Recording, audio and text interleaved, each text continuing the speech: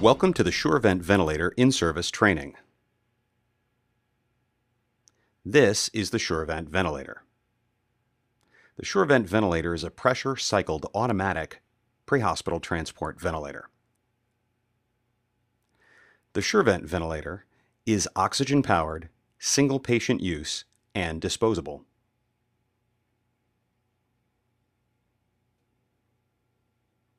Why should you use an automatic ventilator? Number one, to provide consistent ventilations, not too much, too little, too fast, or too slow.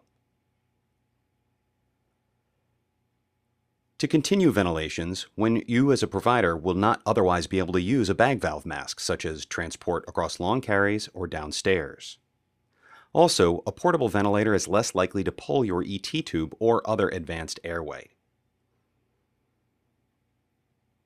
So what kind of advanced airway devices or basic airway devices can you use the Surevent with? You can use it with a mask. You can use it with an ET tube. You can use it with a King airway. You can use it with an LMA. You can use it with a combi tube and any advanced airway that makes a seal. Indications for using the Surevent include respiratory or cardiac arrest. There are only a few contraindications for the Surevent. The most important is that you cannot use it on any patient under 90 pounds or 40 kilograms. You cannot use it if you have an inadequate O2 supply or if you don't have an adequate seal on your airway.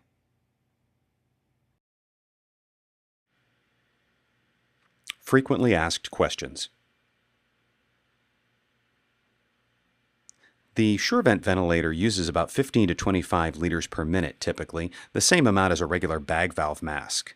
The Surevent will use more oxygen if connected directly to the high flow port of the portable oxygen tank and go through a D tank in about 10 minutes. The Surevent is not difficult to operate. In fact, most of the factory settings will be adequate to ventilate most patients. Like any patient in respiratory and cardiac arrest, however, any patient under the Surevent will have to be monitored closely. You can still use a bag valve mask to check airway placement if you wish, but you can also set the Surevent ventilator and turn up the rate. In this way, you can check lung sounds and epigastric sounds to verify advanced airway placement. Changes and trends in the patient's ventilatory condition will be evident through changes in the manometer, the patient's ventilatory rate, and on the end-tidal CO2 monitor. These monitoring devices are typically much more sensitive to changes in the patient's condition than the typical bag valve mask operator. This is certainly true if the lead care provider or person in charge of making patient decisions is not the person with their hands on the bag valve mask. Ventilators like the Surevent are used regularly by agencies all over the country for both emergency and non-emergency transports. Use of the Surevent by EMS has been studied and validated. So how does the Surevent work? Here you have the screw-on connector and oxygen tubing. On the back side you have the air valve. You have the pop-off pressure relief valve, patient connector tubing. We have the manometer in low, medium, and high indications. We've got the PIP, or peak inspiratory pressure knob, that controls effectively the volume. And we have the rate knob with simple slower and faster settings. Now, let's take a look at how to use the Surevent. First thing you want to do is screw the oxygen tank connector to the portable oxygen regulator and turn the tank on. There's no need to set the portable regulator. If you're in the ambulance, you can connect it directly to the wall outlet. In this case, you'll need to make sure the valve is on and turned all the way up between 15 and 25 liters per minute. Next, confirm that the oxygen is flowing through the Surevent ventilator. You can do this by covering up or touching the end of the ventilator. Next, you can connect the Untitled carbon dioxide waveform monitor device and any other devices that you need to have inline in your breathing circuit. Finally, connect the Surevent. The ventilator should now be working. As you see, the patient will have chest rise, and here we can clearly see the lungs, and the manometer will be going up.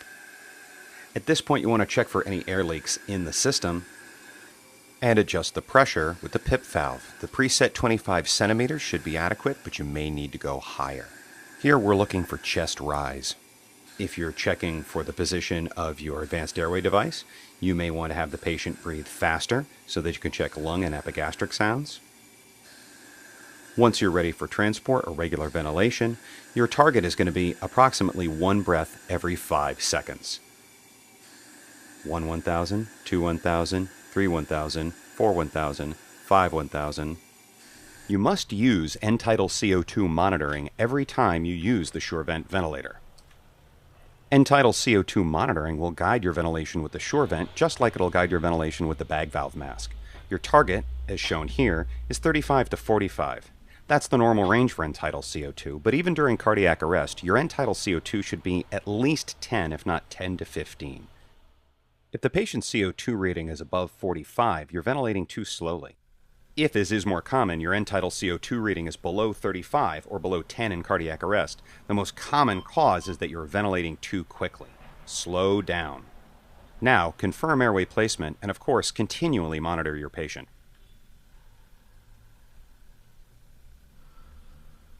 Now that everything is set up, we're going to need to secure the Surevent device. Here we're securing it directly to the backboard, but you can secure it in any way that's most appropriate for your situation.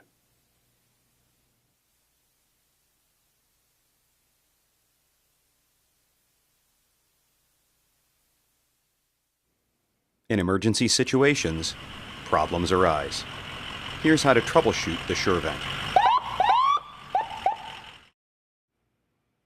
If the ventilator fails to work, stops ventilating, or begins to cycle very rapidly, watch for a kinked or blocked airway. If the ventilator fails to operate, check your oxygen supply to see if it's reduced or empty. Of course, always document your ventilation settings and the operation of the device in your EMS chart.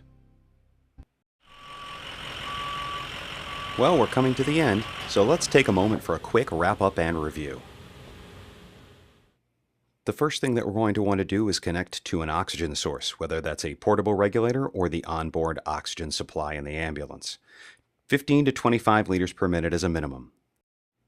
Although the Surevent is factory set to be ready to ventilate when it comes out of the package, you'll want to verify that the PIP, or peak inspiratory pressure dial, is set to 25 centimeters of water. That should be adequate to ventilate most patients. Then, after verifying that the oxygen is flowing, connect to the patient. Set your breathing rate with the rate dial. After that, you'll of course want to continually monitor your patient and adjust the Surevent ventilator as needed. Well, that's it. Thank you for attending this Surevent ventilator in-service training, and please remember, don't intubate Gus.